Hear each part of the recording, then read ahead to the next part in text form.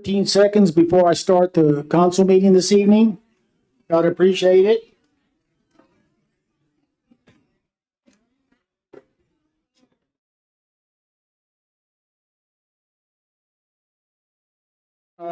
I'm Charlie Keeney. I'm the mayor. I'm going to call the meeting to order.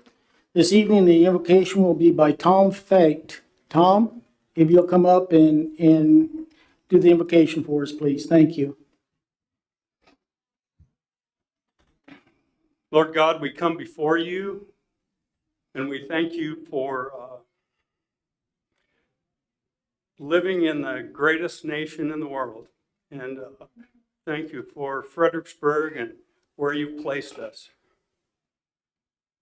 Lord, as we discuss these important topics, we ask that your hand might be upon us, that you would grant wisdom and clarity, and that you would give us a heart to hear what you want and the courage to enact those things. We thank you in Jesus' name. Amen. Kimberly Lambs, if you'll come up and lead us in the Pledge of Allegiance.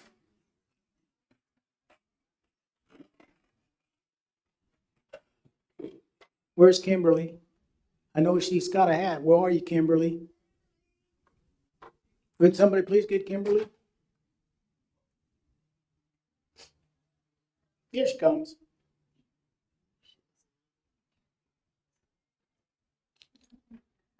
That's fine, Kimberly. You're a busy girl. Pledge allegiance to the flag of the United States of America.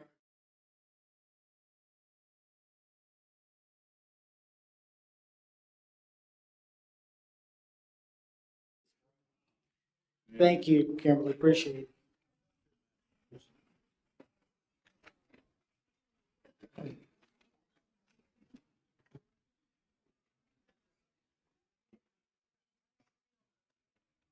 Christy Hill, are you here, please?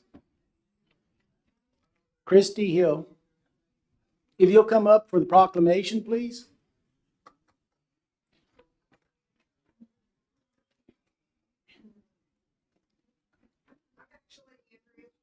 Oh, hi, Andrea. I'm sorry.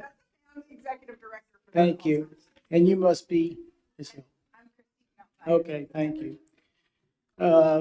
Proclamation, folks. Whereas the Walk to End Alzheimer's was established as the nation's largest event to raise awareness and funds for the Alzheimer's care, support, and research. Held annually in more than 600 communities nationwide, this inspiring event calls for all participants of all ages and abilities to reclaim the future of millions. And whereas the Walk to End Alzheimer's has mobilized millions of Americans in the fight against the disease. Now we continue to lead the way with Walk to End Alzheimer's. The end of Alzheimer's disease starts here. Whereas the Walk to End Alzheimer's is a day where citizens work together to raise funds to benefit the care, support, and research efforts of the Alzheimer's Association in our community. And whereas it is fitting and proper on this day to recognize the tremendous impact philanthropy, volunteerism, and community service in support of those afflicted with Alzheimer's and all forms of dementia, their caregivers, family, and all those affected. And now, therefore, I, Charlie Keeney, Mayor of the City of Fredericksburg, Texas, do hereby declare March 13, 2021 as the Walk to End Alzheimer's in the City of Fredericksburg, and to encourage all citizens to join together to give back to the community in any way that is personally meaningful. In witness hereof, I have set my hand and caused the seal of the city be fixed the first day of November 2021. I'm sorry, November 13th as proclamation. Thank you.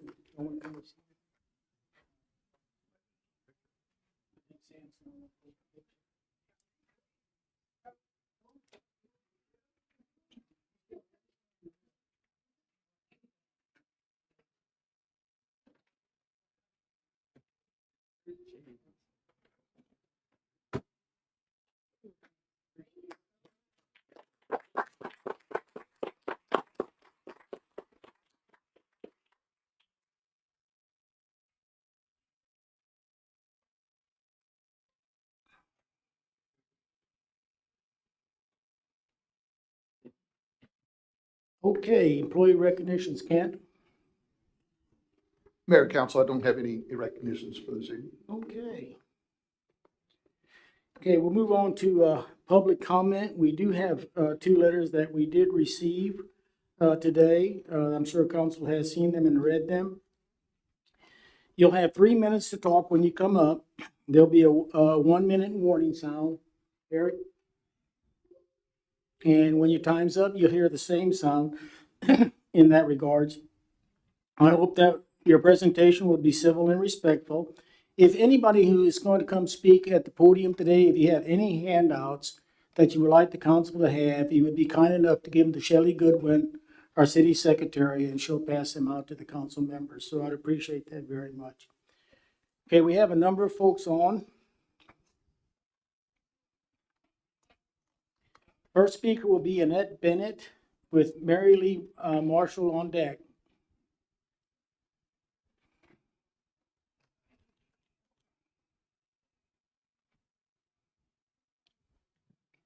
And again, if you'll give us your name for the record and if you're a city resident.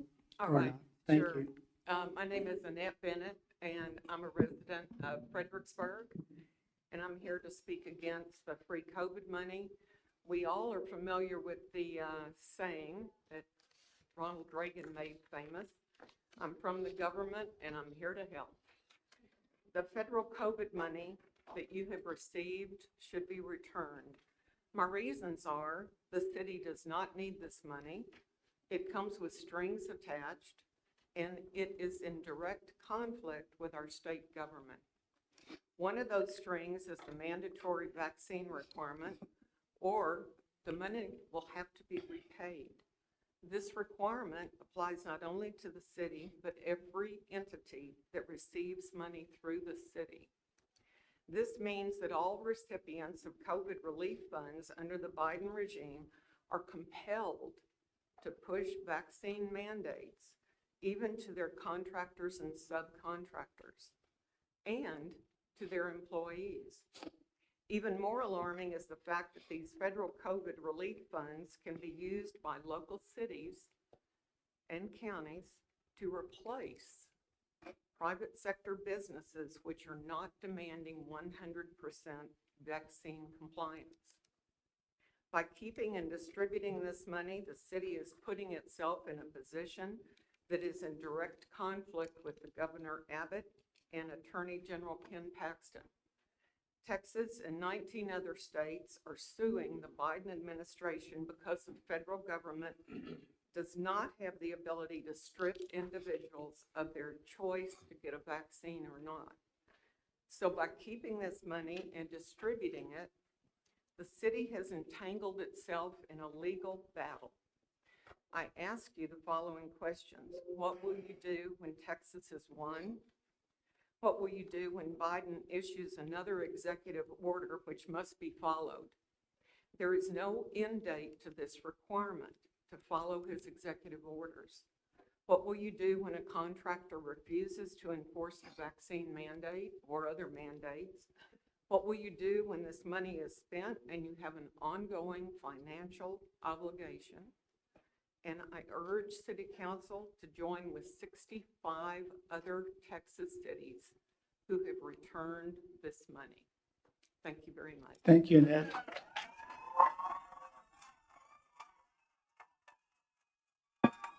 Okay, folks. Mary Lee Marshall and Teresa.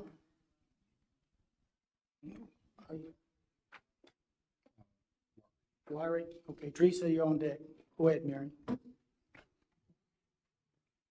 I'm Mary Lee Marshall. I live in the city. Contrary to what many people apparently think, it is not the natural order of things for the feds to tell the states and the cities how to run their governments. Constitution clearly states the job of the Fed. State business is not on that list. The Constitution was written that way to avoid government overreach, which is exactly what's going to happen if we use this money. The strings tied to this money will mire this town in cement, and it won't be soft cement. Businesses will not want to come here. They will go to one of the many towns to turn down this money because opening a business or building anything bigger than a doghouse will take years. Many charities who take this money will have to pay someone to handle the paperwork because the red tape will be so thick. If you donate to them, part of your donation will go to pay that person. The person who works for the charities will be subject to whatever mandates and executive orders the Fed will come up with. This will be an anchor around the neck of this town, and the people will curse it just like they curse daylight savings time. How many people can honestly say they think daylight savings time is a good idea? Zero. Also note, businesses are not money factories. They do not make money. They earn money if people provide a product or a service that people want or need. The government does not make or earn money either. It just takes it. The government makes it harder to earn money because regulations drive costs and prices up. The government comes back and says, now we think you owe us some of your profit. Costs go up. If government says, oh, by the way, remember the money we gave you? We need verification that you followed our regulations. Reports take time. Have you ever filled out your tax return? Have you ever hired a tax accountant? That's another cost.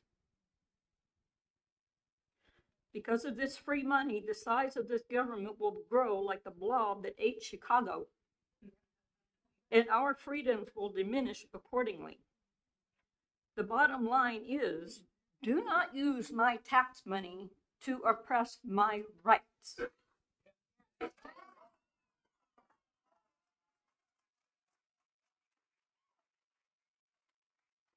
Teresa, and then Jerry McCorkle, you're on deck.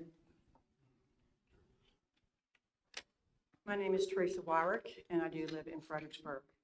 I'm also speaking about the coronavirus funds.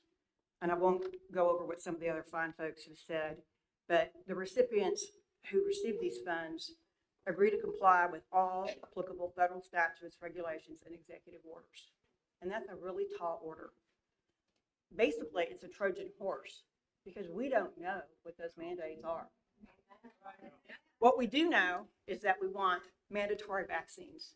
That's a mandate. What we do know is that there's a high probability that they will want mandatory vaccine passports. What we do know is that on their agenda, critical race theory is incredibly important, and they may mandate that in our schools. And bonus, materials with sexually explicit, graphic, sexually explicit materials in our young children's curriculum. Unbelievable.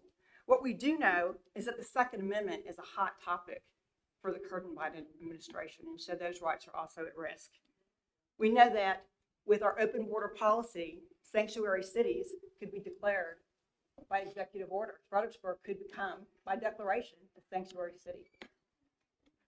We know that legislative changes right now associated with the Green New Deal are going to potentially have dramatic and just catastrophic impacts on our agriculture.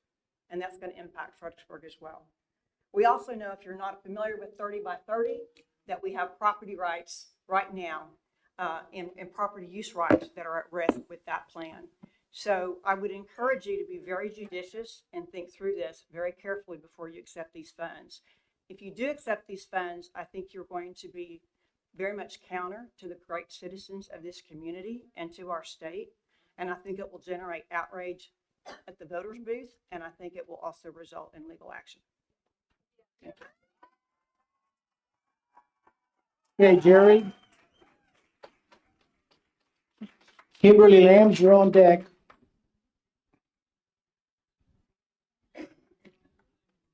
My name is Jerry McCorkle, and I live in the city of Fredericksburg. What I wanted to say, first of all, I want to thank the city for having the book sale in Marktplatz this weekend. I know Tom and his wife are there working, but I always go because we have a book box in front of our house, and that's where we get our material to put in that book box. And the reason I came here is I want to talk against the relief route. Everybody in the room probably got one of these over the weekend. And this optional Route 3, or Route E, is ridiculous. They've already spent 60 years working on this thing, and we're no better off than we were 60 years ago. And the current route, when you look at the map on there, is going to destroy many long-time significant businesses like Stripes, Hilda's, Backwoods Barbecue. It's going to affect the parking lot at our church because it passes through part of it. And that's on this end. And on the other end, it's going to wipe out Cromers and Fredericksburg Metal Recycling and many storage units and more. And who's going to be able to pay for this $226.31 million? That's just for the construction. It has nothing to do with the land right away they got to buy. So somebody, that's us in this room, will be the ones that are going to have to pay. I would like to see a simpler thing. After driving down Main Street, as I do many times a day, stop letting four-door big box pickup trucks park on Main Street with half of their rear end sticking out in the first lane. Everybody has to go around them in the other lane, and that causes collisions. And not only that, but people are making U-turns in the middle of the block to take a parking space over here. And not only that, but I see people, I call it jaywalking. Nobody's got enough energy to go to the corner and cross at the light. And we're spending going to be a bunch of dollars to build this 2 or 3 story parking lot over there by the Welcome Center. And I guarantee you that nobody's going to walk from there to Main Street to shop. That's what I got to say. And I just think we need to do something else other than that. Thank you. Thank you, Jerry. Kimberly, and then George Tudor, you're on deck. You did a good job on the pledge, Kimberly. Thank you, Charlie. Hi, my name is Kimberly Lambs. I do live in the city. First, I would like to start with a quote, as usual. If you've got faith and you believe in what you are living for, you can stand your ground when the devil's at your door. John Michael Montgomery. All right, so, and then I'm going to follow up with the VAERS update, which you guys still never do. There's currently 17,619 reported dead, 86,542 people hospitalized, 27,277 people permanently Kimberly? disabled. Could you slow it down just a bit? I want to catch some of those numbers. Trying to make the most of my 3 minutes. Charlie. Okay, thank you. 8,656 heart attacks, 2,712 miscarriages. It's unacceptable. All right, so you guys have pretended to go along with this fraudulent emergency long enough, and we the people have had it. It ends tonight. Send this COVID money back. It's all based on a lie. You can't prove there's an emergency. You can't even prove that COVID-19 exists. You're interrupting Kimberly, and that's being disrespectful not only to the speaker, stop the clock, not only disruptive to the speaker, but it's also disruptive to the council who's trying to listen to what she's got to say. I appreciate those outbursts to be eliminated. Thank you. Go on, Kimberly. We the people are being failed by your lack of leadership. Pretending to be an emergency when we're not, it's fraud. It is straight up criminal behavior. If any one of us did that, we would be locked up. Straight up. And I really don't understand why none of you decided that you should read the terms and conditions of the contract before you decided that, oh, goody, we should just accept this money. I read every single contract ever presented to me that I have ever signed, no matter what it is for. I read it top to bottom, and I understand it very well. You guys don't read anything, it seems like, because that terms and conditions part wasn't very far into that document. You're just obviously trusting the word of our city manager here, saying, yep, take the money, spend it, hurry up, figure it out, spend it, spend it. We don't want it. It's completely unconstitutional for you to agree to take it, because complying with an executive order goes against your constitutional oath. So that you got to get rid of this, guys. This is ridiculous. This city manager, also, I just want to put you on notice, by the way. Trusting him in this position is very dangerous. He started by adding poison to the water supply and pushed a campaign to mislead people about fluoride. And then he attempted a Gestapo-like move by implementing a tattletale program and then advertised for it in the local paper, and then continued to defend his actions before sweeping it under the rug. Then he hired and praised an emergency management coordinator who gave a dystopian presentation about 70 to 80% of people in the entire area getting fully vaccinated before we can return to a new normal. And that term, new normal, was used many times in that presentation. I still have nightmares about it.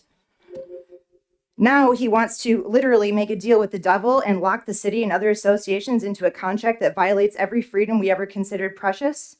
Send it back now. We, the people, do not consent. Thank you. George, and then Mary Studer, you're on deck. Mary. Okay, George Studer, I'm from Fredericksburg, Vernon Avenue D.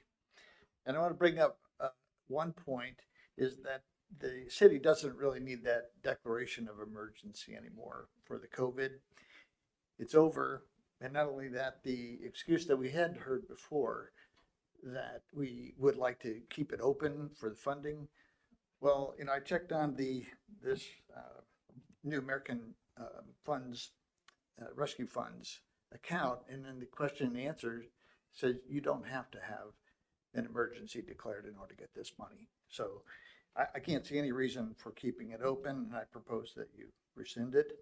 I also would suggest that the board go back and reset, because the last time you approved this emergency declaration, you said you'd approve it indefinitely. And that's really not a good check and balance between executive and the governing authorities, and it's prescribed in the Texas statutes. That's the way it's supposed to work. That you approve, that the council approve it 7 days after it's been mandate's been put in place. But aside from that, I really want to get at the rejection of the American Rescue Funds, which I support. I think that you should do an immediate moratorium on any more obligations of funds according to that until you have addressed it as an agenda item. I think there's enough people in here going to bring up points. We've got much more data in things like this compliance and reporting document, which is thicker than anything I'd seen at NASA with respect to SBIR funds. This is going to be a really big load on anyone who signs up a 401(c) to go respond to. You'll end up with people overwhelmed with how much work they have to do just to do that compliance reporting. And that's why some international companies are present, and available to help you run these things. And I can give you the reference on that. But think of the number of questions that you would put on an agenda item, say next time, that would allow you to really get at the pros and cons of this. Why are so many of the other cities rejecting these funds? What's their rationale? Are there risks that the city may lose personnel if an undesired executive order happens? You sign up to this now. How many of the city personnel are going to be, like some of the police in other cities say, no, I'm not going to do that. Does Fredericksburg want our 401(c) organizations to accept these risks as well? If they accept the risk, and then all of a sudden these compliance orders come down, I mean, we got some friends over there in all these organizations. So think about the questions for that, and have an agenda item at least. Thank you, Mary.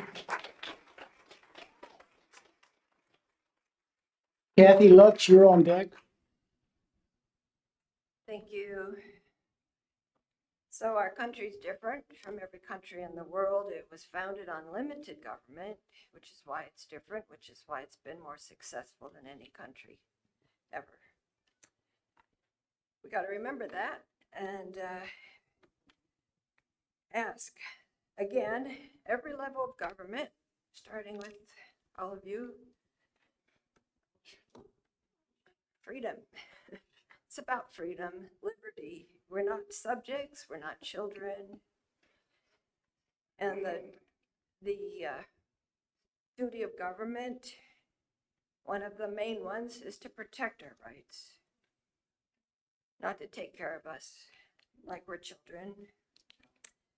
So we don't need to read 300 pages of documents to understand that when someone wants to give you lots of money, there's strings attached. And so do we want the federal government here in our lives? I mean, even if you think the Biden-Harris administration is wonderful, do you want the federal government in our town, in our lives? Thank you, Mary. Kathy Lux, and then we have Ruben Aguilar on deck.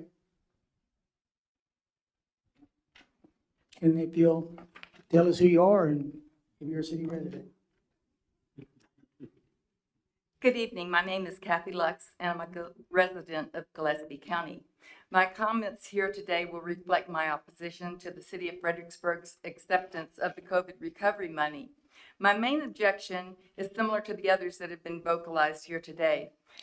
There are strings attached to every dollar that's available under this Recovery Act, and these strings will place an undue burden on any nonprofit, business, or government entity that enters into this financial agreement with the United States government, not the least of which is interminable bondage of we the people. The entities that accept these funds will be expected to abide by all executive orders and any other rules or edicts set forth by the federal government. The overarching motive behind this, in my opinion, is the complete submission of the populace to get the jab. Those that do not comply will be ostracized and unpeopled, as it were. This will create a two-class system, further dividing our nation. Indeed, this has already begun. A divided nation cannot stand. Our choice is between bondage and liberty. It is as simple as that. They who control the money control the people. Is money worth more than our liberty and freedom? Ask all of the brave souls that are walking away from fantastic, long-held careers that they love. They are shouting a resounding no. Rather than be enslaved by an unconstitutional mandate requiring them to submit to a medical experiment that has the potential to render them dead or severely impaired for life, they are leaving these careers, walking away from millions of dollars in some cases. The gain of money is secondary when compared to living in accordance with our principles, the principles that are the basis of the founding of this country. Would you negate these principles in favor of taking this money? Would you sell we the people down the river? Perhaps it's best stated by Samuel Adams. If ye love wealth better than liberty, the tranquility of servitude more than the animating contest of freedom, go from us in peace. We ask not your counsel or arms. Crouch down and lick the hands which feed you. May your chains sit lightly upon you, and may posterity forget that ye were our countrymen. Thank you. Thank you.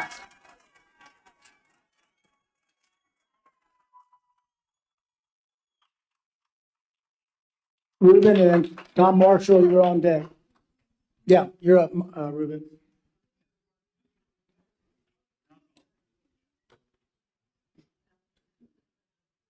And Tom, you're on deck, Marshall.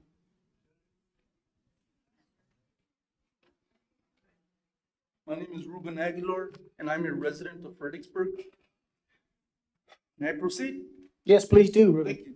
To the people claiming only a few police are bad, only 1% are bad, this is not true, and we are committing idolatry. The Department of Justice, another corrupt agency, states the number is higher, and in order to get a closer number requires for police to tell on themselves, and that's never going to happen. We recently saw Merrick Garland of the DOJ admit the FBI is colluding with police across the nation concerning parents and concerned citizens who speak out against poisonous and unpatriotic indoctrinations to arrest them. They're not even breaking the law. They're simply exercising their constitutional right.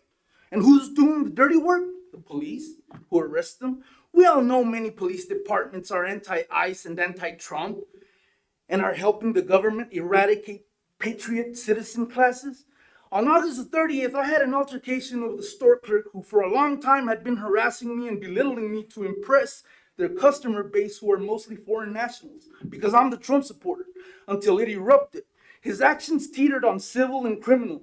Officer Conley, who did the investigation, stated in his own report that the clerk lied, yet he made me the problem because I'm the patriot, and even advised them to trespass me. This is how innocent people get sent to jail, prison, or death row.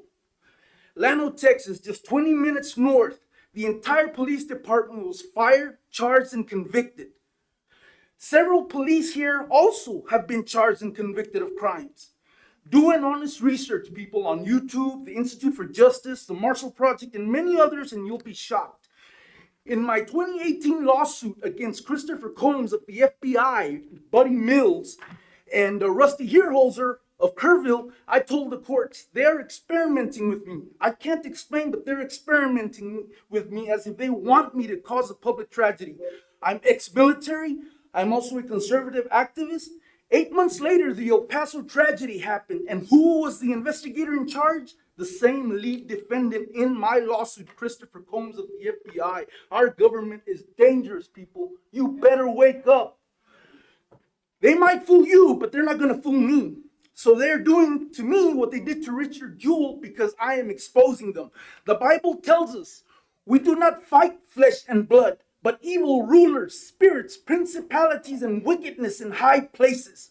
So you go ahead, you worship your idols, and I will worship God and his son Yeshua, a Mashiach, Wakbar, Jesus Christ, Wakbar. Not Allah, Jesus Christ. Thank you, Ruben.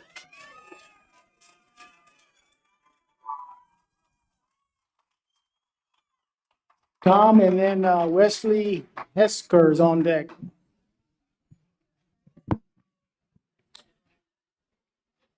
My name is Tom Marshall, and I'm a city resident. Let's all take a deep breath. Okay, something a little bit different. I was surprised to read in the paper this week that the city council meetings are going to start addressing things that are not factual, that are brought out in comments or conversations or whatever. I'm very glad to hear that. I am concerned to some degree, and time will tell what it actually is, that this is some kind of a ruse to further denigrate the people that you work for. The question is, are you really interested in the facts and the truth? The reason I ask this because July 19th, there are still minutes to a meeting where a falsehood was contained in those comments. That falsehood was brought up before the minutes were posted, and it was not corrected. If you're honest about truth and facts, how about correcting yourself first and then talk to us? That's really all I have to say. I hope this turns out to be a good thing. Thank you. Thank you, Thomas. Wesley? And then we have Tracy Knudsen on deck, please. Wesley Husker, I'm a city resident. Thank you for many of you who spoke up here. I agree with many of the sentiments that have already been expressed about funds from the federal government. Honestly, I don't even recognize this as a constitutional republic anymore when I see citizens who are locked up for protesting without a speedy trial, as is a right under the Bill of Rights. When free speech is restricted in a public forum that works much like a town hall, I just don't recognize a government that doesn't protect its own sovereignty, its own borders, and lets invaders come in. And 120 miles away, we have people dealing with protecting their own land, and they're not able to even do anything for fear of prosecution. As a country, I see us living more in fear than making decisions as we are informed. I blame the people for not being involved in this process.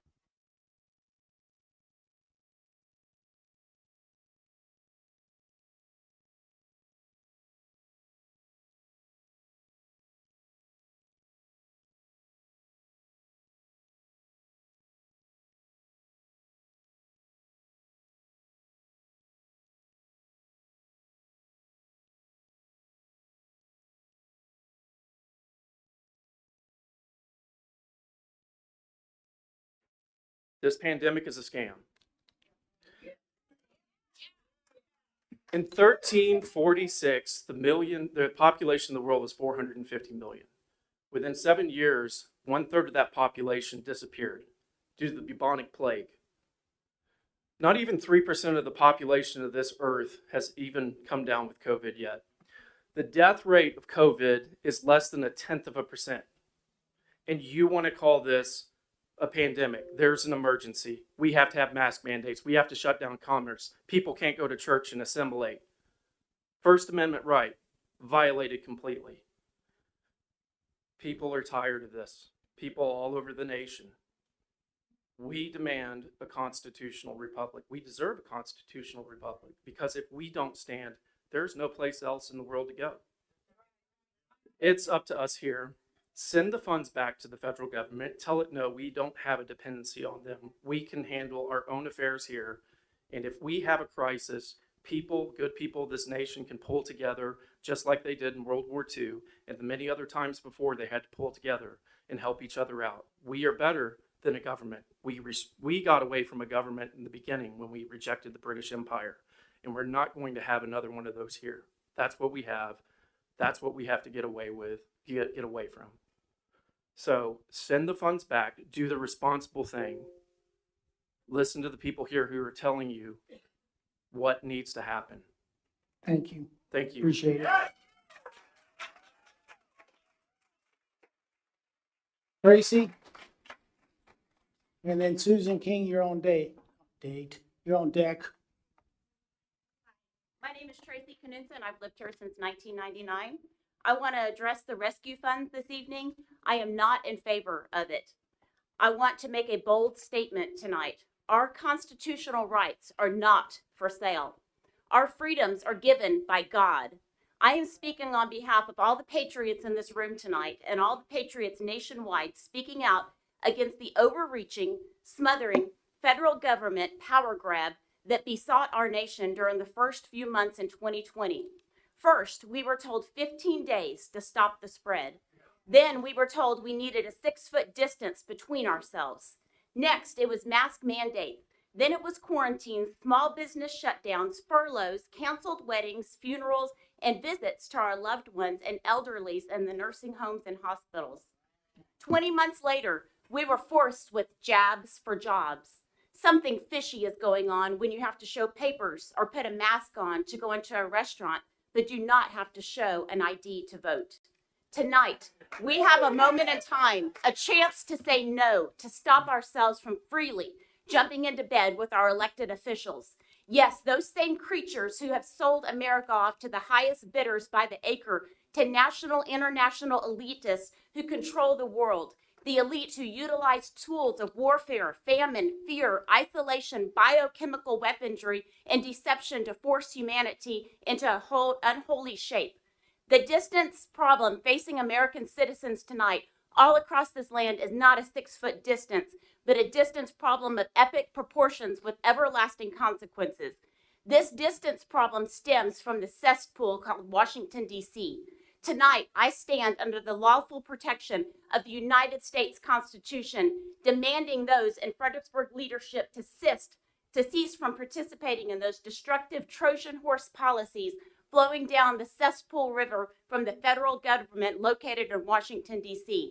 Unless we as local citizens say no to federal dollars, we will always be subjects to politically motivated deadly blows that chip away inch by inch, mile by mile, as our rights as sovereign human beings. Tonight, those of you in position of leadership have to look deep inside your soul and ask yourself this question: what will happen to the citizens of Fredericksburg, Texas? What will happen to our children of the results of these federal dollars? What will the federal government expect from our city? What more do they demand for these holy dollars? How much more can we put on our citizens and the people of Fredericksburg, and to what end? Let me make myself clear. Patriots of Fredericksburg, Texas do not want and do not need federal tax money from any programs in Washington. I close with a reminder. Elected officials are not placed in positions of leadership to thwart the will of the people they represent. Evil can only exist and thrive when good men do worse than nothing. I'm speaking up, I'm speaking out, and I'm choosing freedom. Thank you.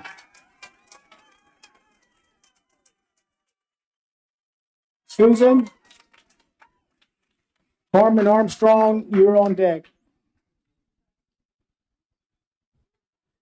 Good evening. I'm Susan King, and I live in the county, and I'm here to speak on an issue that's on the back burner. I am in the area to be annexed, and we do not wish to be annexed.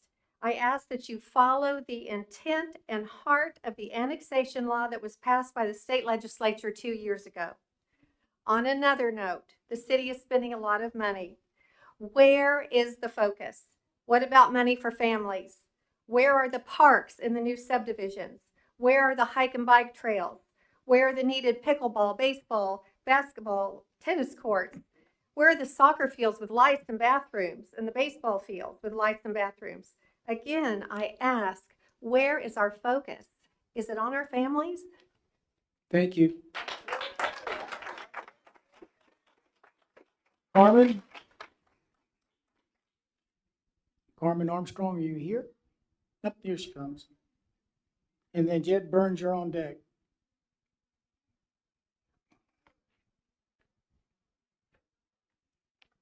Wow, a lot of comments.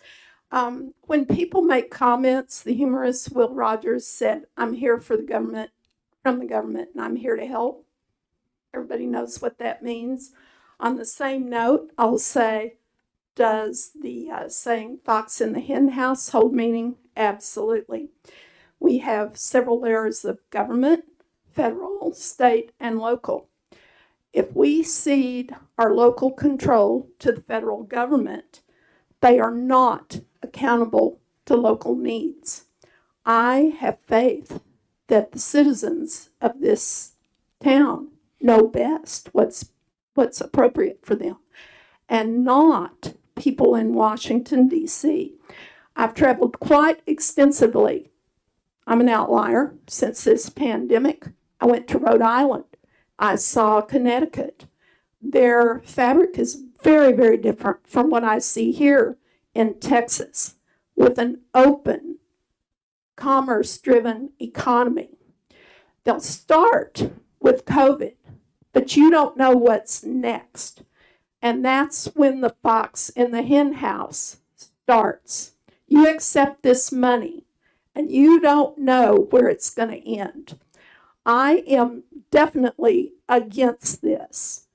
I think that you are selling this town out for 40 pieces of silver. Think about it. That's all I got to say. Thank you. Jed Burns, and then Robert Phoenix, you're on deck. Good evening, Council. My name is Jet Burns. I'm a resident of the county. Nothing is free in this life. We know that. We pay for everything, but all of a sudden we get a lot of free money from the federal government. That just doesn't sound right. There's got to be a reason for it, especially from this federal government with that fraud in there. 67 Folks, you're taking time away from the speaker again. Thank you. 67 jurisdictions in this state have rejected this money, and that's only climbing. A couple of our neighbors, in fact, Brady, Harper, Spring Branch, and I'm sure there's others. My generation, I'm 21 years old. My generation is going to drown in debt because of the decisions of the current generation. There's several generations that have come before me that have led to where we are now. Y'all are that generation that's come before me, and y'all have been elected by the people here to follow your oath, follow the Constitution. You swore an oath to do that. And your decisions are going to affect my future and my kids' future. And taking this money from a federal government that has no thought for the future is only going to hasten the demise of this great country, which was founded on godly principles, founded on a rule of law, they trusted in God. That's our motto. In God we trust. I don't see a whole lot of trusting in God here. It's more like just grab the money and go. Not a lot of consideration and fiscal responsibility. And it's going to hurt my generation, hurt me and my kids. And I'm just one person. What can I do about it? There is some things that we can do as citizens, obviously. The people in this country hold the power. All of y'all hold the power. Our city has a hierarchy. I don't have it with me, but it's got a structure. The people of Fredericksburg are at the top, and city council's underneath. The people hold the power in this country. We elect you, but the people have fallen asleep. We have not been informed like we should be, and my generation as well. And I'm working on that. I'm with the Gillespie Young Republicans, and we're a force to be reckoned with. There's a lot of us in this town. And my advice to people here, get involved, get informed, get new leaders in here, okay? We have to work together. Watch what happens with this money, with this decision. See if they send it back, and don't forget what happens. Remember when the election comes. Thank you, Jay. Robert?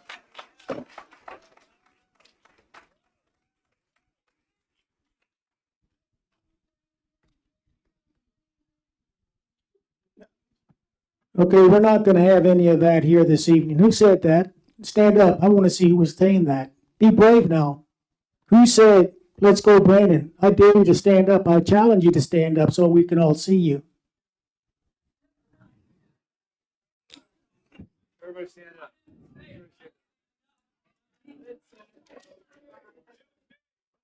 Thank you very much.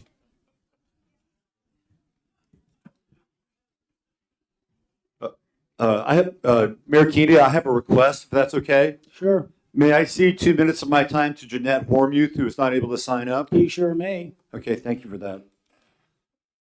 So when I first heard about the money for the American Rescue Plan, it was tied into the broadband initiative. And the one thing that really disturbed me about the broadband initiative was that Kent Myers was telling us that it was going to go all the way out to Harper, and because there are a lot of city employees that live in Harper, and they need to get the broadband. And so I thought to myself, well, really, what's really at the heart of the broadband? It's something much bigger than that. I don't have a lot of time here tonight, and I can't connect a lot of dots, but I will say this. Transactions in the future will not be done by cash. They'll be digital. And those transactions will be tracked. And they'll be part of the Internet of Bodies. And the Internet of Bodies will run on the 5G network. By accepting this money, what you're doing is you're setting up the beast network for the chip. Okay? I'm going to be really blunt about that. You may want to think twice about it. Thank you. Jeanette? Okay.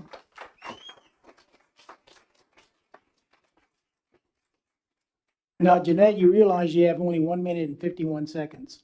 Okay. Thank you all.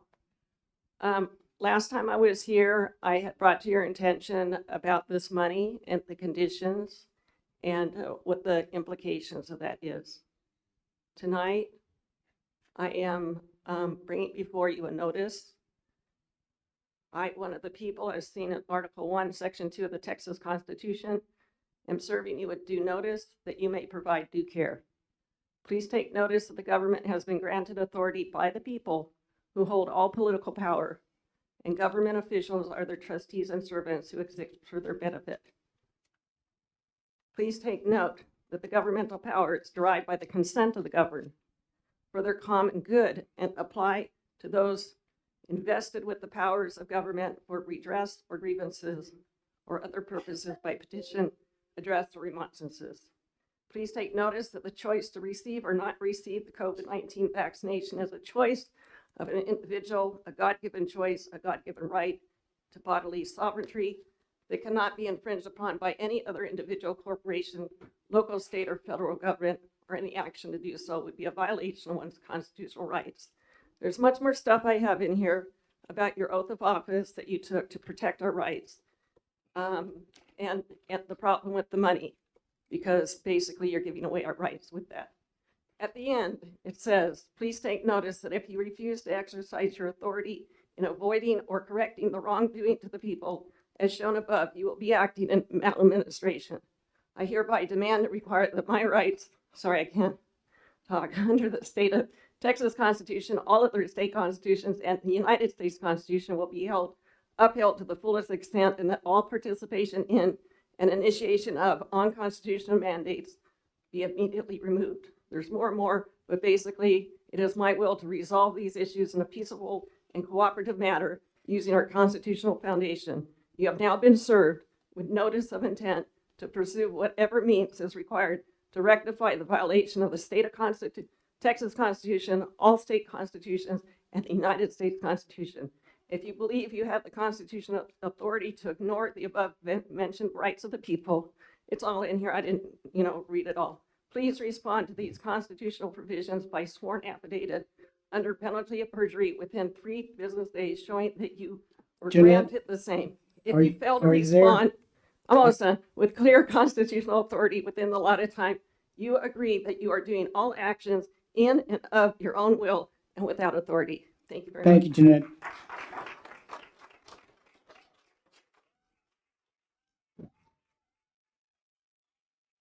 And I hereby. Yeah, give it to Shelley and she'll have a copy and she'll get us a copy as well, Jeanette. Thank you.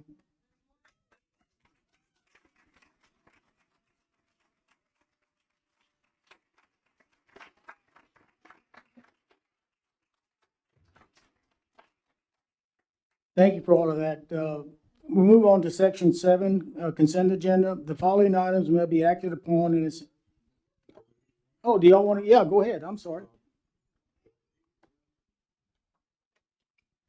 Okay, Mayor and Council, I'll respond to some of the comments. Again, I'm not here to, first off, I think we want to thank all the individuals, citizens that spoke tonight and offer your input.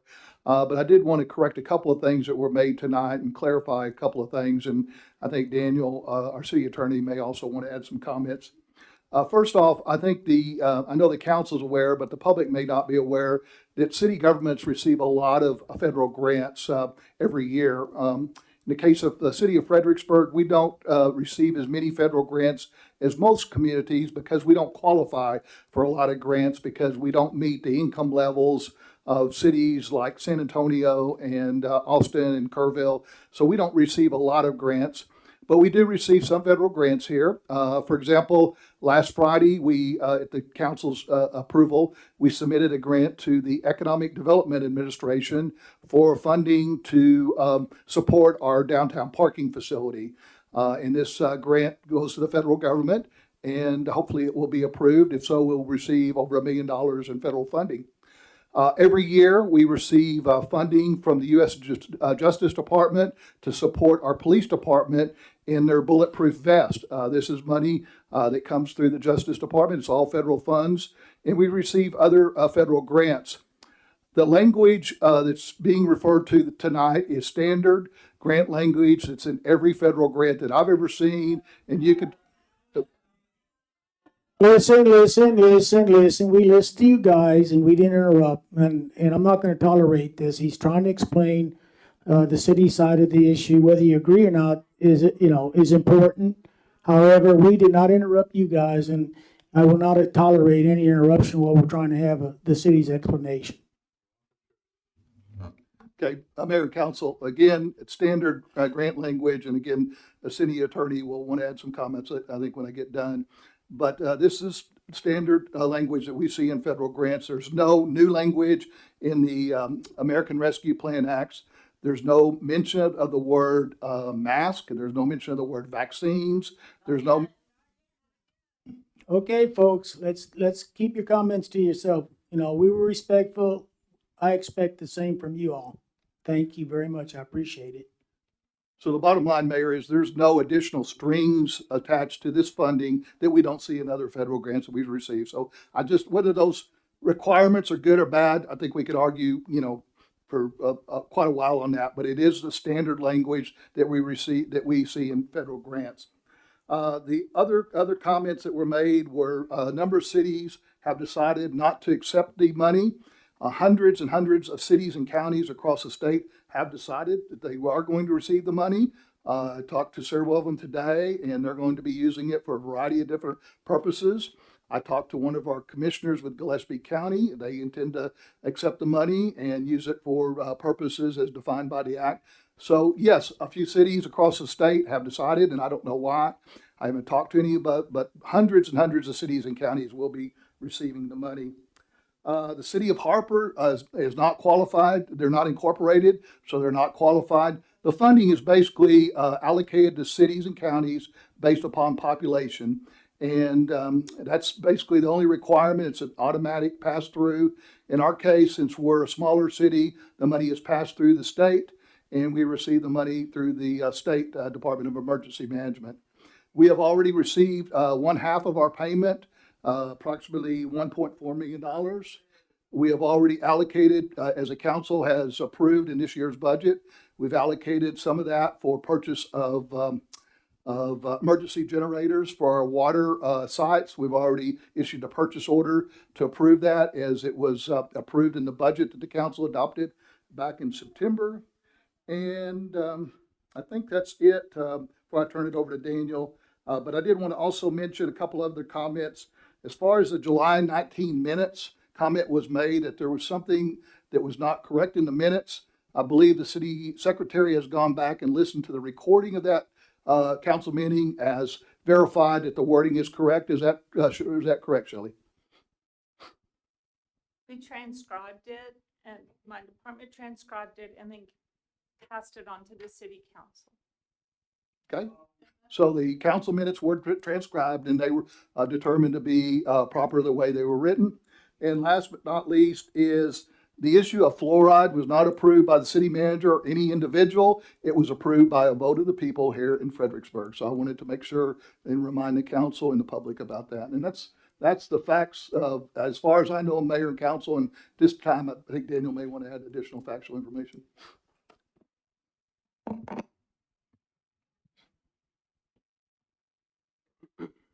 Okay. I do agree with the position that the receipt of the funds is that the city would have to comply with executive orders that could be issued.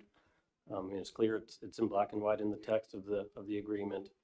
So I think that the council will need to determine if you're comfortable with that, because we don't know what that could be in the future. That's really a public policy decision, I guess, whether you think that it's appropriate to accept the funds as the executive orders and other applicable law is in effect now and what could happen in the future.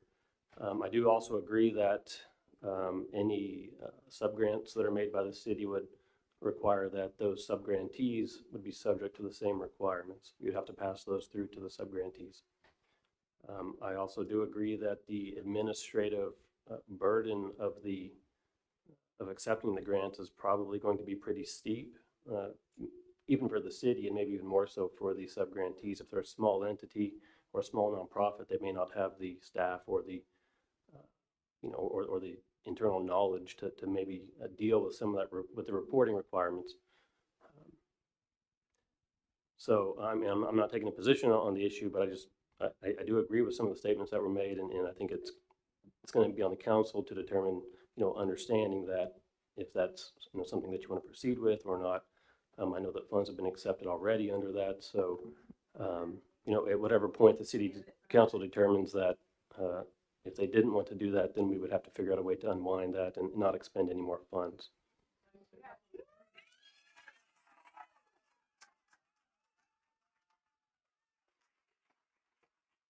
Okay, folks. Here you go again. We've been respectful for you guys. We don't need y'all's disrespect for the council or any of our council members. I am for the people. I am part of the people. But I don't tolerate disrespect and I appreciate, folks that are respectful and civil. I'm in charge of this meeting. That's one of the duties of the mayor. And I will adhere to some rules that we do have. And one of the rules is I want respect and I want people to be civil because we're that way to you guys when you speak. And I certainly expect that when we speak. And I know we see a lot on TV now with meetings where people are getting all riled up.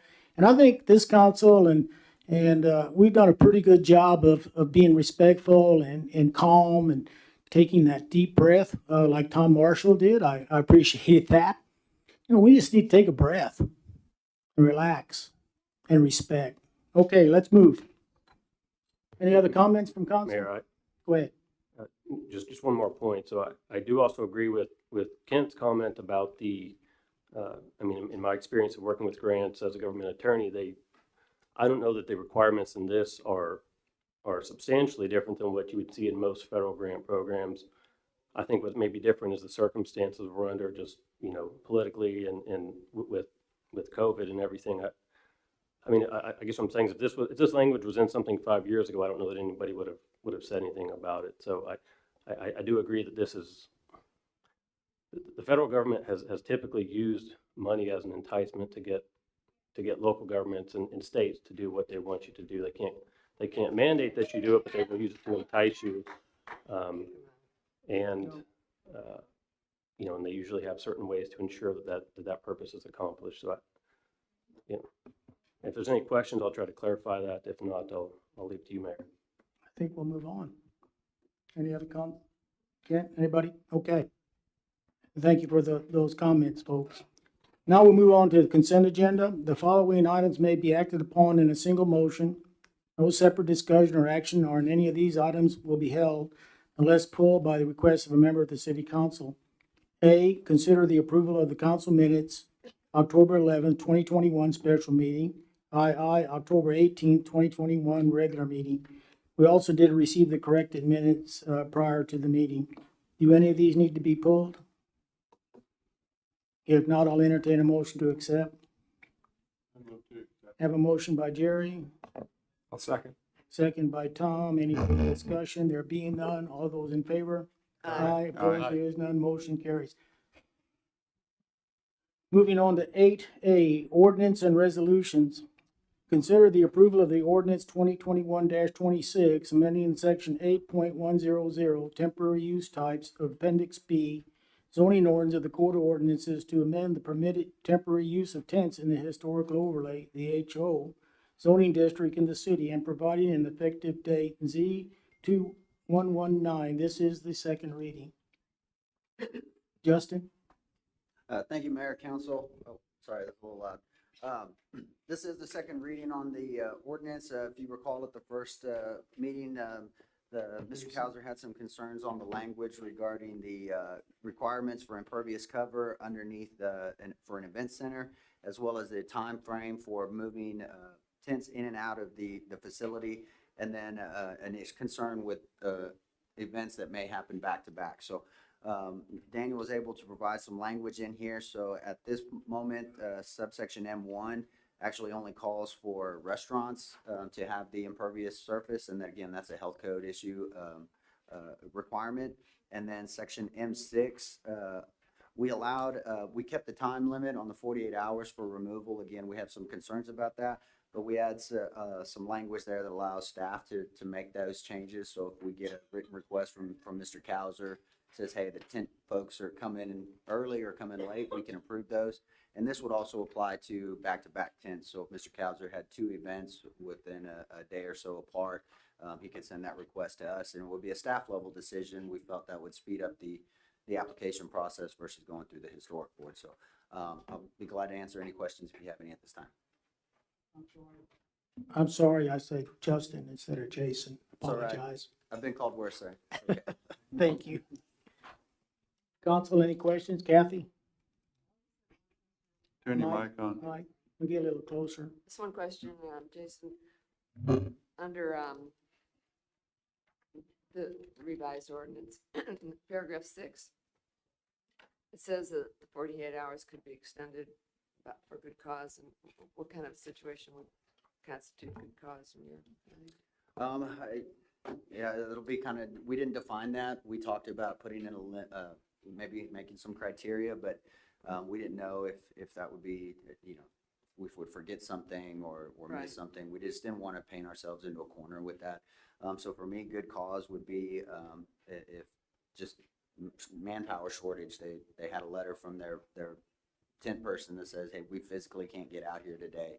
I mean, again, the goal is not to punish folks that don't get it down in time. It's just to make sure that if someone refuses to get it down in time, that we do have some teeth in the ordinance to back that up. So ultimately, good cause would be case by case. So it kind of depends. If there was a rain delay or cold weather or, again, labor shortage, I mean, I think all of those are good cause. So it's just some examples. Thanks. That's Tom? I think the improvements that have been made to the ordinance are good, and I think it's probably an appropriate change to the 10 ordinance. Bobby?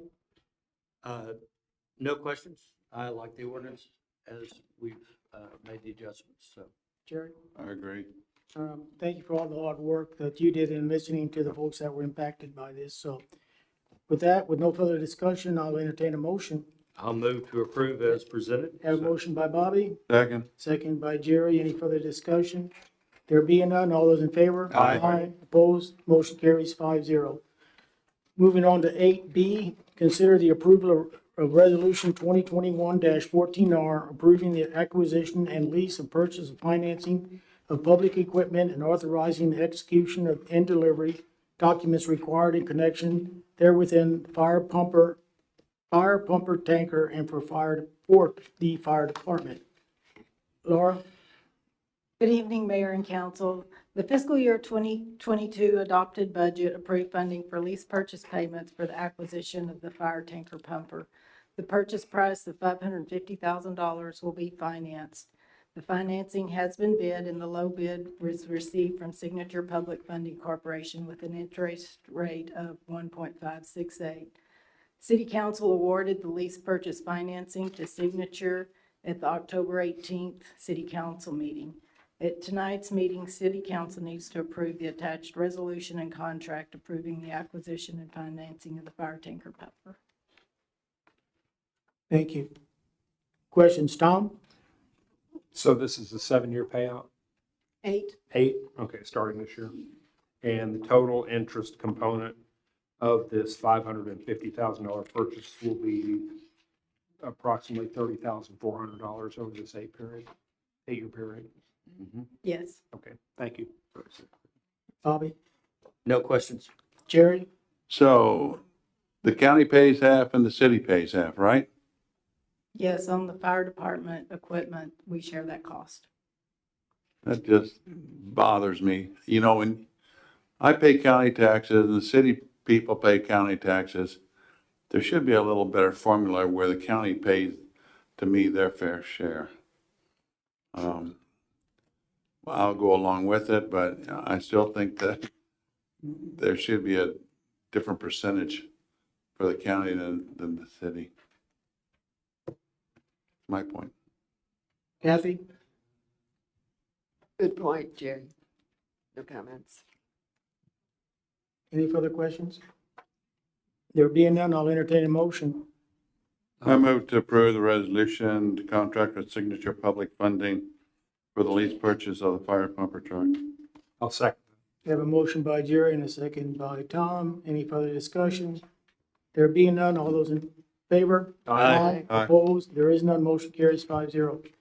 Consider the approval of resolution 2021-15R, approving the acquisition and lease purchase financing of public equipment and authorizing the execution and delivery of documents required in connection therewithin for vehicles and equipment. Laura? Mayor and council, also the 2022 adopted budget approved funding for lease purchase payments of the acquisition of vehicles and equipment. The purchase price was $1,409,690.38. That financing was also bid, and the low bid was also received from Signature Public Funding with an interest rate of 0.975. Council awarded the lease purchase financing to signature at the October 18th City Council meeting. And at tonight's meeting, the council needs to approve the attached resolution and contract approving the acquisition and financing of the vehicles and equipment. Thank you. Bobby, any questions? No questions. Jerry? No, it's the same thing, you know, I mean, some of this stuff is used by fire, right? Some of it's gonna be for fire and EMS and that. I still don't agree on the percentage rates between the city and the county. But anyway, I have no other, Kathy? the dead horse. No questions. Tom? No questions. Okay, no other questions? I don't have any either. Excuse me. I'll entertain a motion. I'll move to approve as presented. Second. Have a motion by Bobby and a second by Jerry. Any further discussion? There be none. All those in favor? Aye. Opposed? There is none. Motion carries 5-0. D, consider the approval of resolution 2021-16 R, casting a ballot for the Gillespie County Appraisal Board of Directors for a 2-year term beginning January 1, 2022. Kent? Mayor and council members, again, this is a resolution that will signify your votes for the Board of Directors for the Gillespie Central Appraisal District. Their board, the 5 members of the board all have terms expiring December 31st, 2021. And the terms are for 2 years. And over the last several months, the appraisal district has solicited nominations from the taxing entities for board members. 5 nominations were submitted where the individuals have accepted the nominations, and those are listed on page 44 of your agenda packet. They include Todd Burschwall, Nicole Bartell-Carroll, Don Davis, Tim Dooley, and James McAfee. And in the past, mayor and council members, the council has allocated the city's votes equally between the 5 nominees. In our case, the city of Fredericksburg has a total of 324 votes. 26 votes. And so if you decided to allocate your votes equally, that would equate to 65.2 votes for each of the 5 nominees. So at this point, I'll be glad to respond to any questions. I think we have some great people there in those 5. Kathy, any comment? No comment. Tom? Nothing right now. Bobby? No, sir. So can we split a vote to .2? We can do anything. Can we do 65 for Todd? Nick, just recommend. I'll make a Yeah, go ahead. motion. Yeah, Tom, go ahead. Okay, I make a motion that of the 326 votes that the city of Fredericksburg has for the Gillespie Central Appraisal District, we award 65 votes to Todd Beerswall, 65 votes to Nicole Bartell-Carroll, 65 votes to Donald Davis, 65 votes to James McAfee, and 66 votes to the chairman of the Appraisal District Board, Tim Dooley. Second. Okay, we have a motion by Tom and a second by Jerry. Any further discussion? There being none, all those in favor? Aye. Opposed, there is none. Motion carries 5-0. Going to action item 9A, consider the initiation of text amendment to the city zoning ordinance related to the clarifying the definition of height in the zoning ordinance and clarifying the measurement of same. Jason? Yes, thank you, Mayor Council. As you recall, at our last meeting, we had an item before us. We had identified some discrepancies in our code as far as how we measure height, one in the definition and then one in section 7.5 on the measurement of height. Staff would like to move forward with an ordinance amendment to take forward before P&Z and then back to council to clear up that inconsistency and bring all of our definitions under the same definition. Right now, staff is considering maintaining the current interpretation that we've been doing, which would match the building code. So we would just copy the building code and kind of put that in there. So unless you all have any other direction or changes you'd like to make. Thank you. Jerry? Any questions, concerns? No, I talked with Jason about it earlier, it's just because of the pitch on the roof that is creating this situation here. I'd rather see a pitch roof than a flat roof any day. Thanks. Bobby? No questions. Tom? I think that we need to get everything aligned so that there are no issues when people come in and ask how we determine height. It should be laid out and everybody follows the same rules with no question of interpretation. So I'm in favor of sending this request back to P&Z. Kathy? No questions. I move to approve staff's request to amend section 7.510, measurement of height for the city zoning code. I'd like to amend your motion. You would, wouldn't you? Yes, I would. To direct staff to initiate a text amendment to the city's zoning ordinance related to clarifying the definition of height. Will you accept that? Okay. Okay, we have I'll a, amend it to that. very good. We have a motion amended by Jerry, second by Tom. Did you second Correct. that? I'll Okay. second that. Any further discussion? There being none, all those in favor? Aye. Motion against? Motion carries 5-0. Going on to 9B, consider the approval of lease extension with the Fredericksburg Art Guild. Kent? Mayor and council members, I think you all know we have a current lease agreement with the Art Guild for the building at 308 East Austin Street. This is a property we've leased to the Art Guild for about 15 years.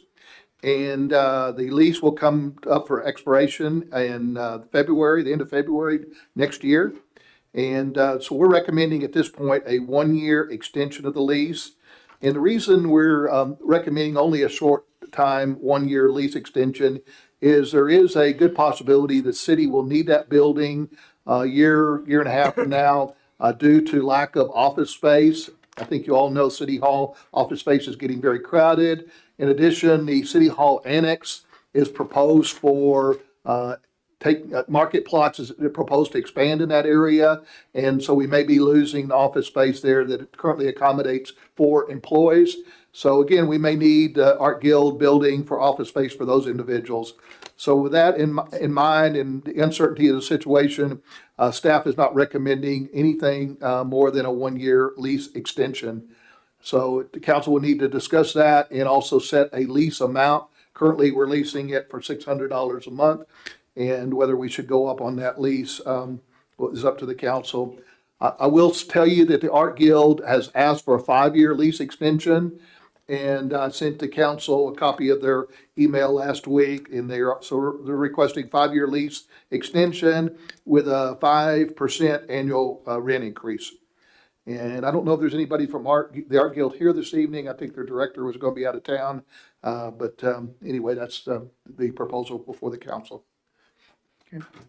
Kathy, I'll start with you. If you have any comments. I think we should extend it for a year, and I don't see any reason to increase the rental amount from $600 to $700, especially when we're limiting what they really want, which is 5 years. So I would propose that we leave it at $600. Yeah, I would agree with Kathy. It's the building is our needs for the building are kind of up in the air. I know they would be more comfortable with a longer lease, but I just don't think that's in the best interest of the city at this time with everything that we've been talking about with the parking garage. So I would be okay with the 1-year extension at $600 a month. Bobby? I would agree with that. Same here. Okay, I'm in complete agreement with council, so I'll entertain a motion. All right, I move that we extend the lease between the city of Fredericksburg and the Fredericksburg Art Guild for the property on East Austin Street for 1 year and keep the rental rate at the same $600 a month. A second. I have a motion by Tom and a second by Kathy. Any further discussion? There being none, all those in favor? Aye. Opposed? There is none. Motion carries 5-0. Going on to 9C, consider approval of the 2022 city employee holidays. Shelley? It's got your name there. I'm sorry, I didn't mean to surprise you. No, I submitted the normal holidays that the city of Fredericksburg usually takes. There's a couple of them that will affect the city council meetings. And I have an asterisk by those dates. The other ones that was switched is because of the way New Year's Eve falls, we are requesting that we be allowed to have Friday, December the 31st. And that's it. I don't see the mayor's birthday on here. You're right. Mine neither. Does he still have them? Not anymore. Jerry, any comments on this schedule? No. No, it looks good. Okay. Bobby? I'm great. Tom? I'm good with it. I'm as well. So with that, I'll entertain a motion to approve our motion. I move to approve the holiday schedule. I have a motion by Jerry and a second by Kathy. Any further discussion? There being none, all those in favor? Aye. Opposed? There is none. Motion carries 5-0. D, receive an update from our city Fredericksburg Municipal Court. Shelley Becker. There you are. Here we go. She's the woman. Good evening. I'm here to update you on the status of the municipal court since the time that I was appointed, which was back in July. From that time, I've modified several past systems, and we're continuing to improve the overall function of the court, which I think you can see through our numbers. The things I'd like to talk about tonight are the volume of cases that we are seeing, to talk a little bit about the warrant audit that I'm doing and where we're at with that, and then to talk really briefly about some challenges that we still see that we would like your support on. I am accompanied today by our Associate Judge, Judge Hoyple, in case you had any questions about what was going on prior to when I was appointed. That way you have the full picture of the status of the court. So starting with the volume of cases, in my monthly reports that I send to you, I talk about active cases and inactive cases, and then there's a few that really aren't classified. With regard to the active cases, those are ones that are pending that still need a final disposition.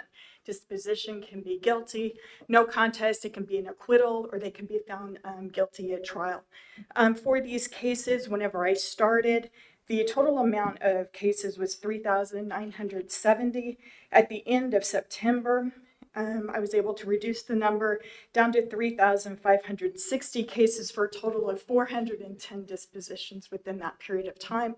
I will let you know that prior, just within the year from October until the end of June, there were only about 352 dispositions. So I'm really pleased with our progress and that we're moving along, and I'm hoping to get the court really running efficiently within the year period of time that I talked about whenever I was first hired.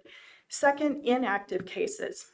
These are cases where a disposition has been entered, such as guilty, no contest, or maybe they were found guilty at trial, but there's still a payment plan that's open. There's still something that they need to do in order to close out their case. So the inactive case is somewhat of a misnomer. They are still very much active, but they have their disposition, but there's still work that needs to be done in those cases.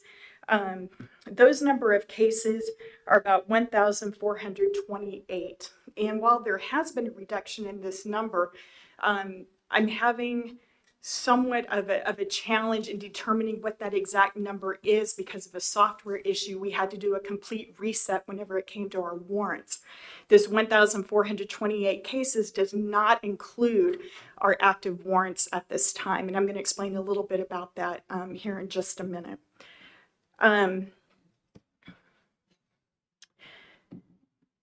Some of the changes that I have made go directly to the volume of these cases and an increased volume of cases that are coming in.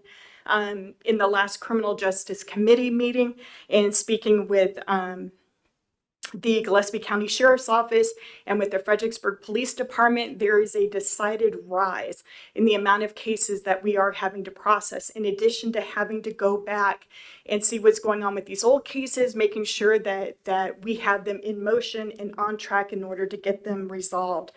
So some of the things that I've done in order to make sure we are dealing with the volume of cases and we can keep things moving along at an efficient pace is, in addition to looking at each individual case to see what's going on, seeing is this something that really is resolved, and for some reason there's just a clerical error back from when the software switched over from 2011, or is it truly a pending case where absolutely no disposition has taken place and we need to get them back into court in order to get this resolved. So On average, I look anywhere from 300 to 350 cases per month out of that 4,000 initial number to figure out where we're at and what needs to be done. Next, when people do come into court, I want to help them as much as possible to get the cases resolved and get them moving along. And part of that is making sure that they have the information that they need. So when they do come in, I make sure that they leave with the paper in hand rather than it going in mail, directing them exactly what they needed to do on their case, telling them what their new setting date is going to be in the future, making sure they have all of our contact information so that if something comes up, they're not sure what to do, they can get in touch with us and be successful in concluding their case. I also think it's really important that they leave with their papers so they understand what the expectations are, particularly with the deferred disposition, where they initially enter a plea and then they're asked to complete certain tasks. That way, at the end of their case, it can be dismissed. I think it's really important that they leave with that information in hand. Also, to help with this volume, I have asked for an increase in staff, which council agreed with. We are going to be interviewing for the position of a part-time clerk here soon, so that we can get somebody in there to help out, particularly when we're in court all day and the clerk is here. We really need somebody back at the office who can talk with people and process cases back there. The other thing that I'm going to be working to do is to provide further public education so that when people are calling in, they understand what they need to do and how they need to resolve their case. One of the ways we've done this is I've completely revamped all the wording that is on the back of a citation so that when those citations are printed out by FPD, it has all the information they could possibly need on how to resolve their case, deadlines, timelines, when they need to be able to get things done. I think all of this information needs to be included on our website, including information that is more clear on how they pay, and then what different definitions and terms mean so that they can make meaningful decisions about their cases. The next thing I wanted to talk about are the warrants. I know that was a big concern of mine whenever I first came in. We have arrest warrants, which is where people have never put in an appearance on their case. They never showed up at their initial court date, and then whenever subsequent hearings were set for them, they haven't shown up.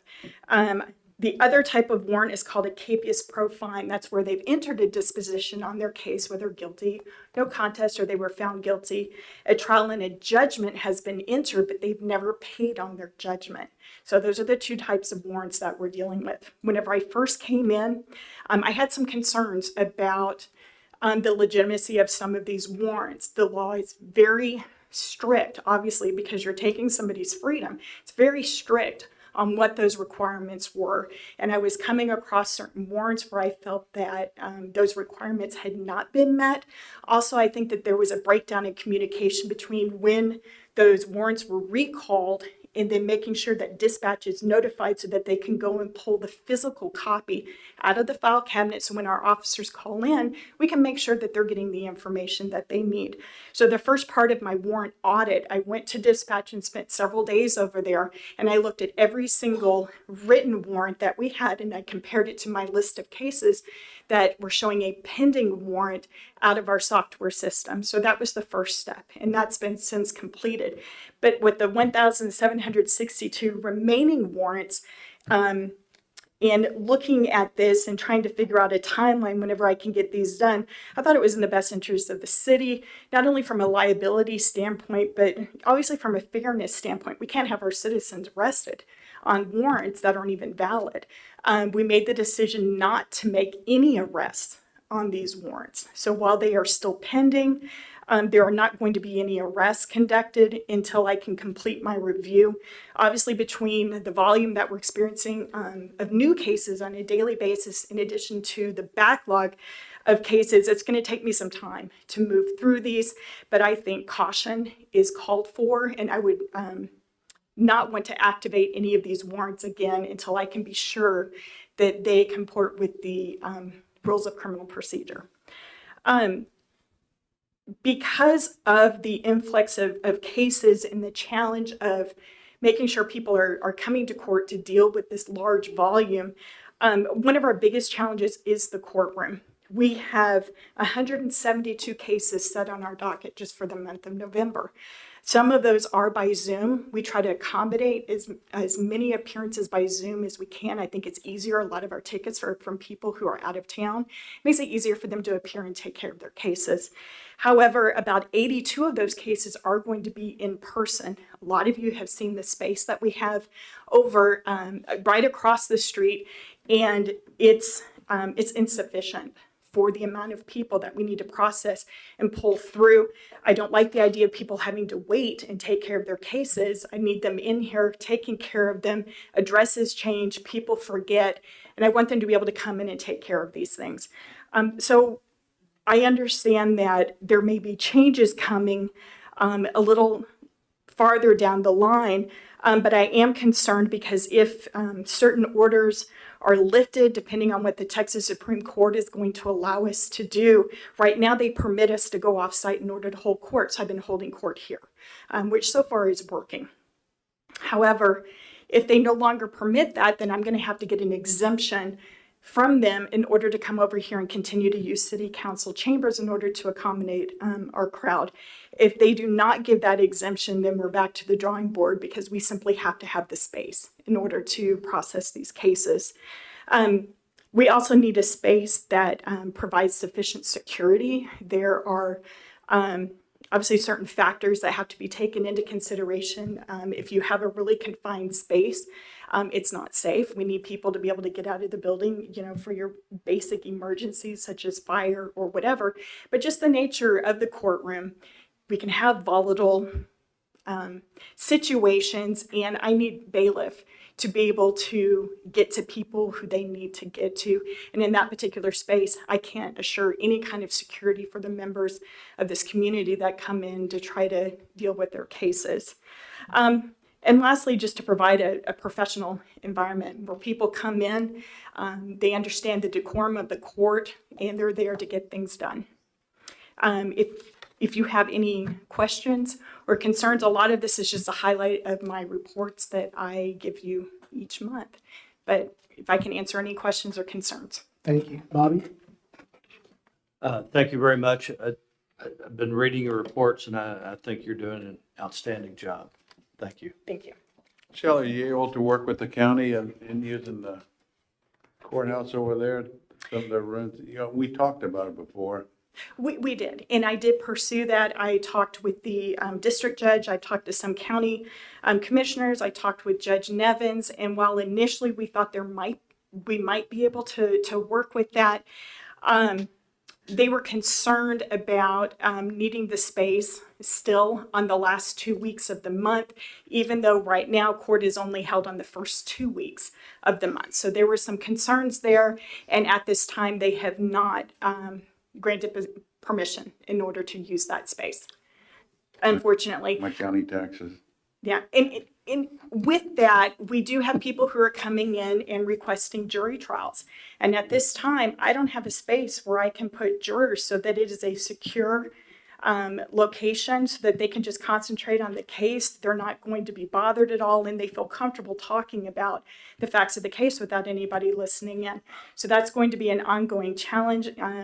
I understand that the other courts have had a significant issue with people showing up on subpoenas so that they even have enough people for jury selection, but that is going to be a challenge that I need to meet in January so that people can get their jury trials. How about the old post office over there, that courtroom? I'm unaware of that one. Is that? That's JP's. Yeah. With the 4 JPs, each JP has a week, a month where they need to use that. My understanding is that is not available. So when the time comes, you know, I'll let the council know about exemptions, whether or not I can get the exemption, and then where we're at for being able to hold jury trials and then just dockets. Tom? Who grants the exemption?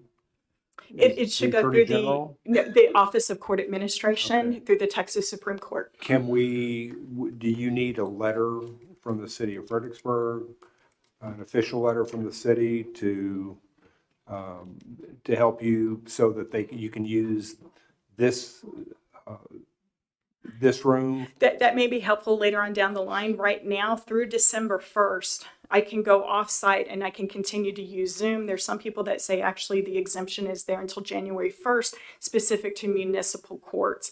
So I'm going to kind of in a holding pattern to see what they do. There's some indication that that order is still going to be in place so that then the judicial system can continue to function by doing off-site court or having Zoom.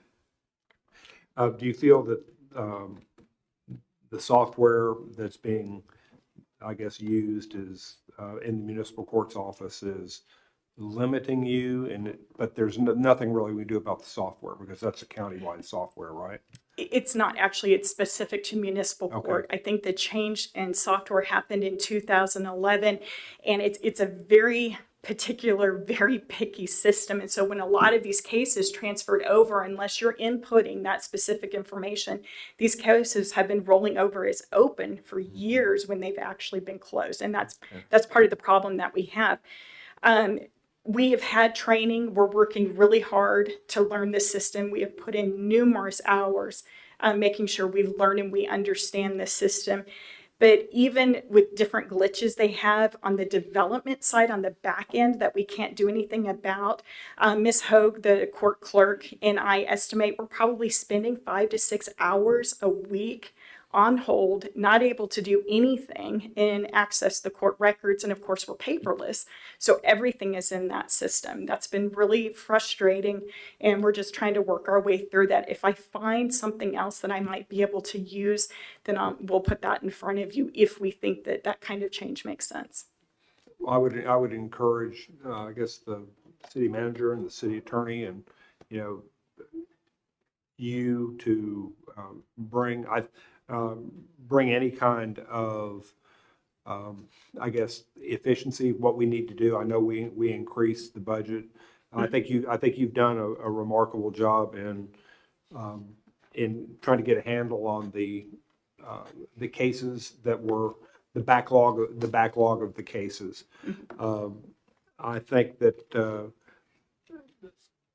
I agree wholeheartedly with your viewpoint on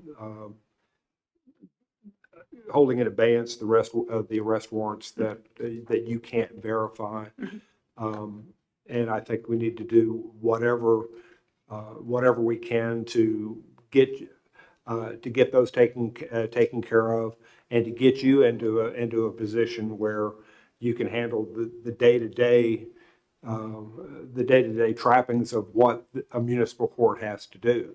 But you're kind of hot behind the 8 ball, and I'd like the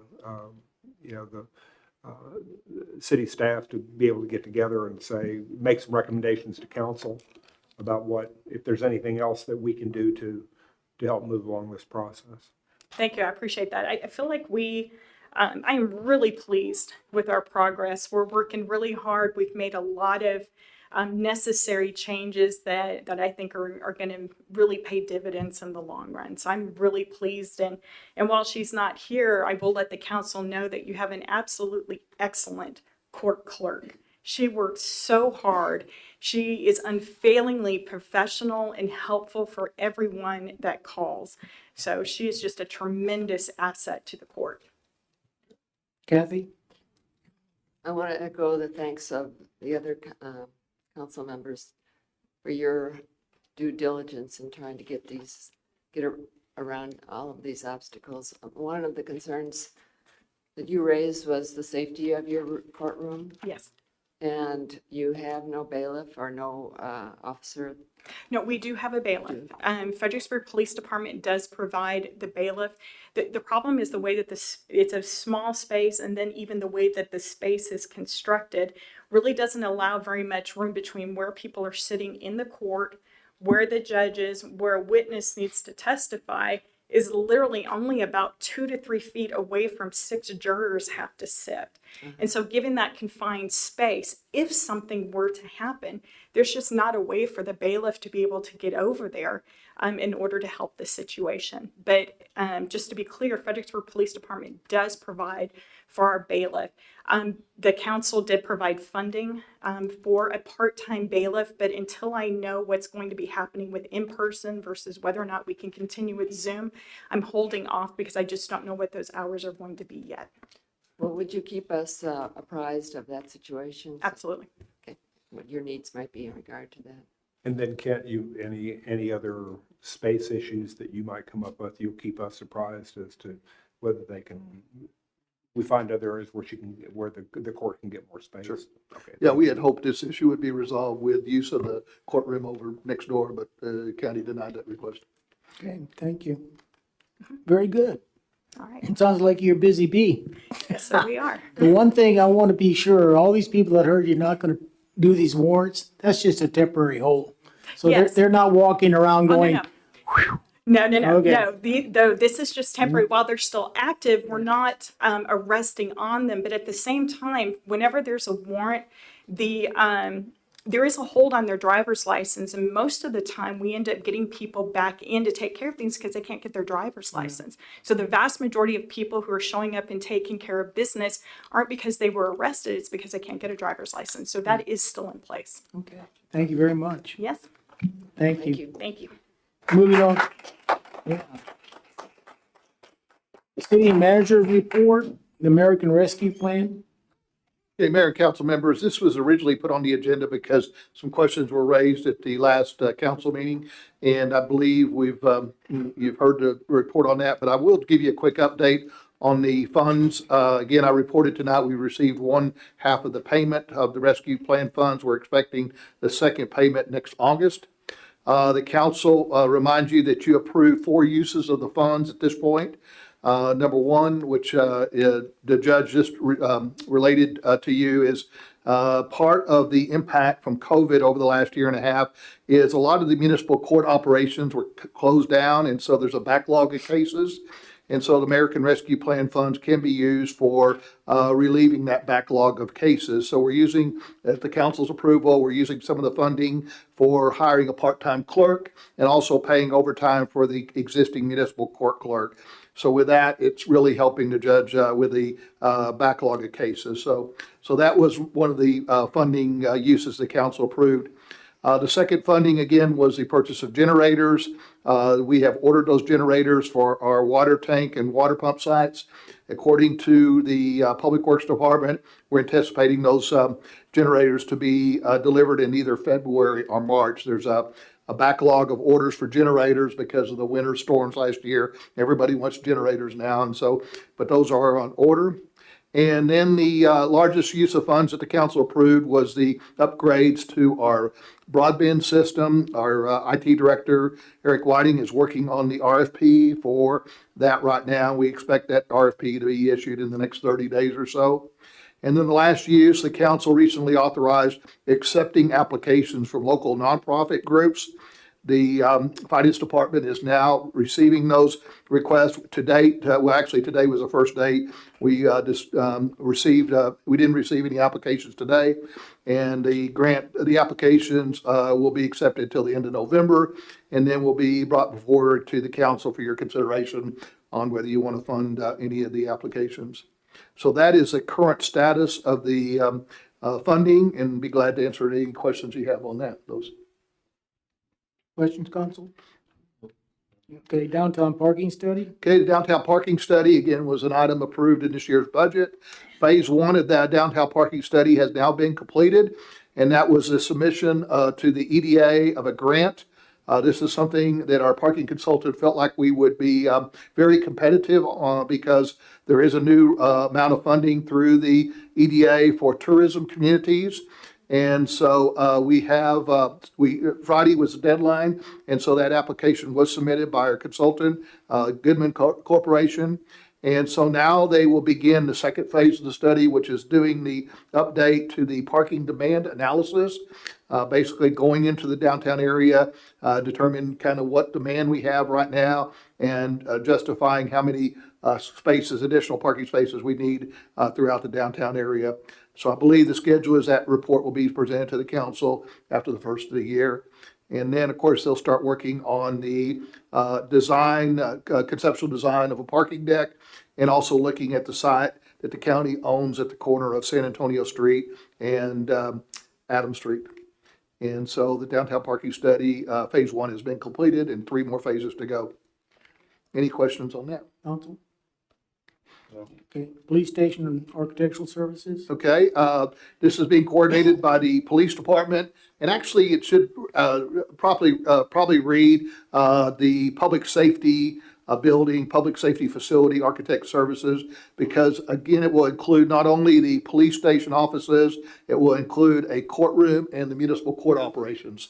So public safety facility or public safety center. We have, again, budgeted for architectural services. Braxton is coordinating those architect services here in the police department. We're accepting qualifications from architects right now, and we anticipate we'll have a contract ready for the council to consider in either December or January. Bring the architect on board, and again, the council will be involved in that, police department, the municipal court judge, and other employees that will be housed in that facility. So any questions on that project?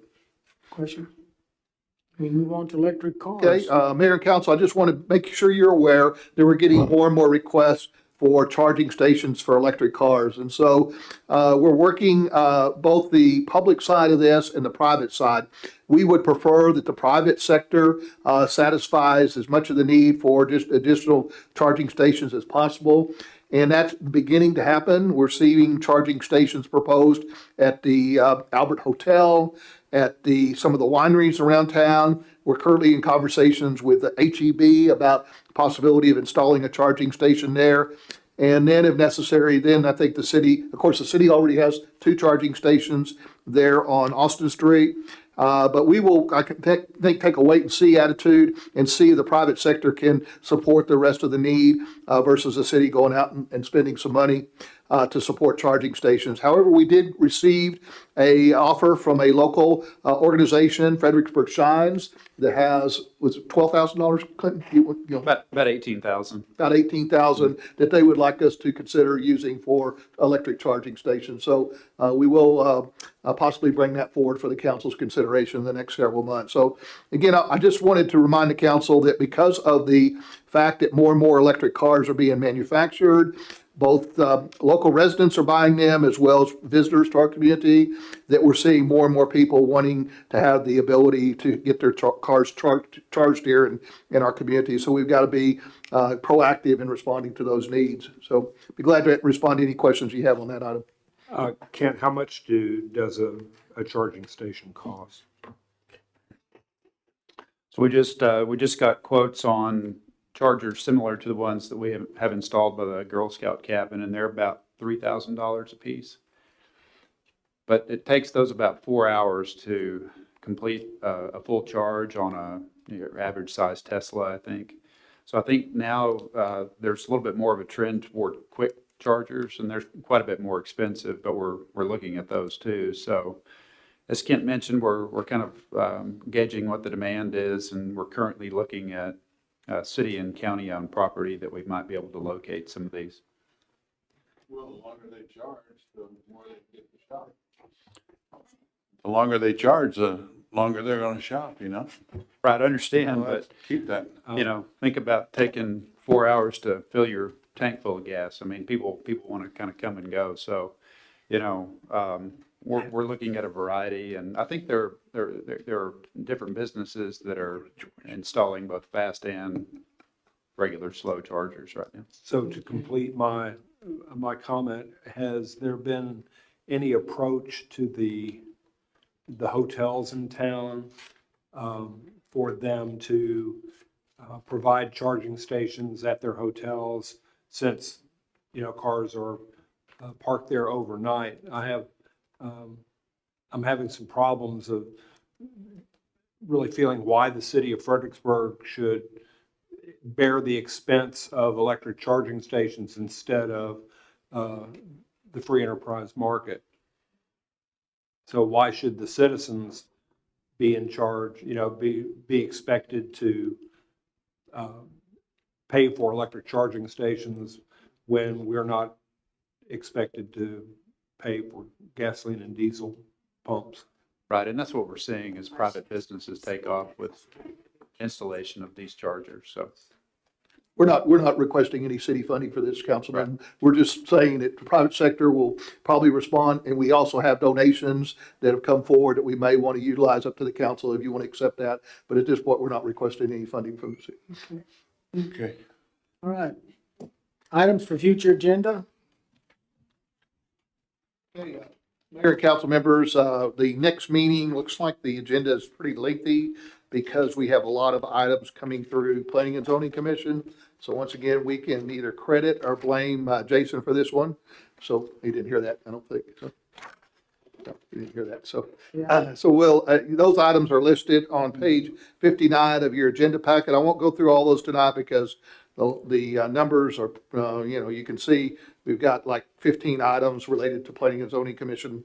And then of course, we have the renewal of the sidewalk improvement contract and a few other items, but I won't run through each of those items. You can kind of read those on your own and be glad to respond to any questions that you may have. But you can see so far we've got about 20 items coming forward for your November 15th agenda.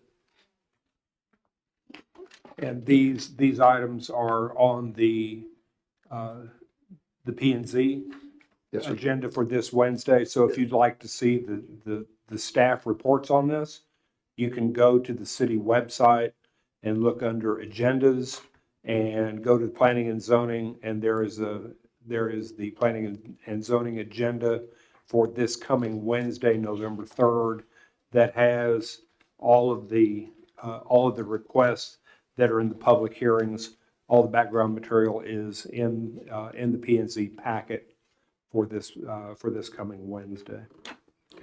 The only thing I'll call to your attention that may require some extended discussion is we again wanted to bring forward the ordinance on fire pit regulations as well as changes to our noise ordinance. And so those ordinances are still being prepared by staff, and as soon as we get those ready, we'll send those to the city council. So those were two things I wanted to point out.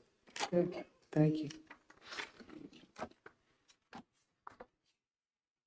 Council comments. I'm going to start with the lady on the council, Kathy.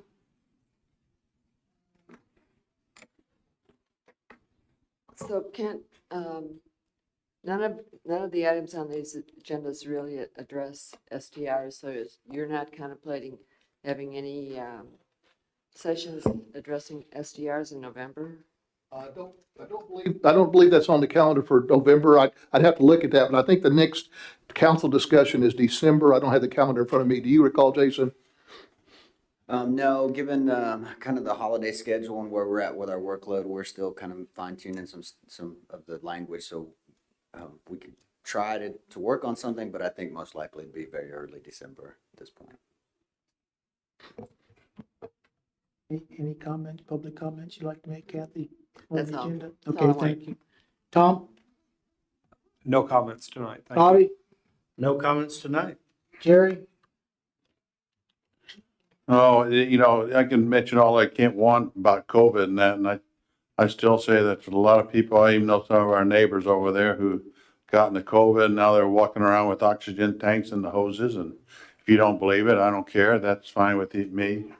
But I do believe it. I've taken the shots, I've taken the boosters, and I will always push for getting the COVID shots, and they are safe. They've been proven safe and everything else. So I think that's all I want. Thank you, Jerry. Yeah. Appreciate it. I don't have anything at this time either. Okay, item 13, executive session. The city council recess its open meeting and reconvene an executive session pursuant to Texas Government Code Section 551.071, consult with an attorney, and 55.072, deliberations related to real property. A, consider to discuss personal injury claim against the city by Susan Boyer, Section 551.701, and B, consider and discuss the purchase and exchange and lease of value real property located in the vicinity of intersection of South Milam Street at Whitney Street in the city of Fredericksburg, Texas, 551.072. I'll entertain a motion. We go out of regular to executive. I have a motion by Jerry, Second. second by Tom. Any further discussion?